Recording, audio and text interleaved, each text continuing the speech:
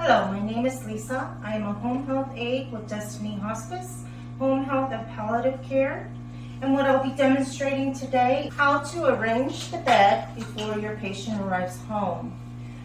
First of all, we want to make sure that you learn how to use the control for the bed. We want to make sure that you understand the levels that you're going to need to care for your patient with your control.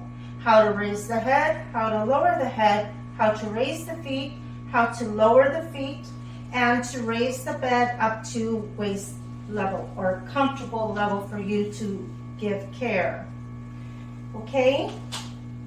First of all, I'm going to demonstrate raising the bed up to comfortable care level.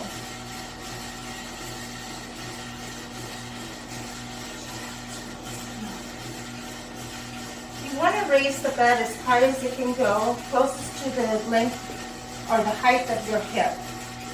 Some beds will not come to the height of your hip, some may. Again, this is about your comfortability and your level of care.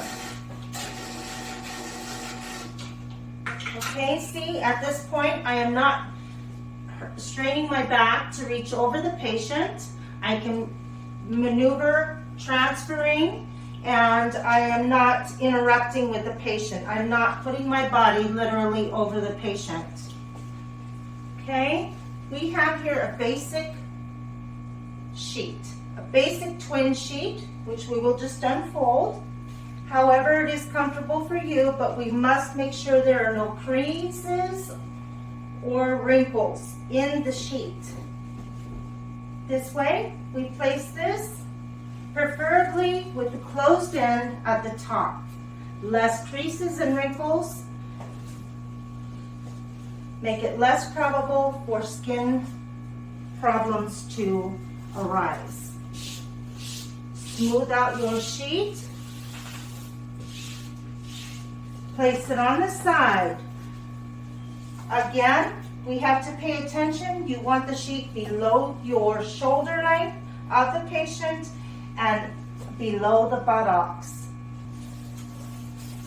What we have here is a disposable chuck. And what this is, it's got a plastic lining on the back which repels water or fluid.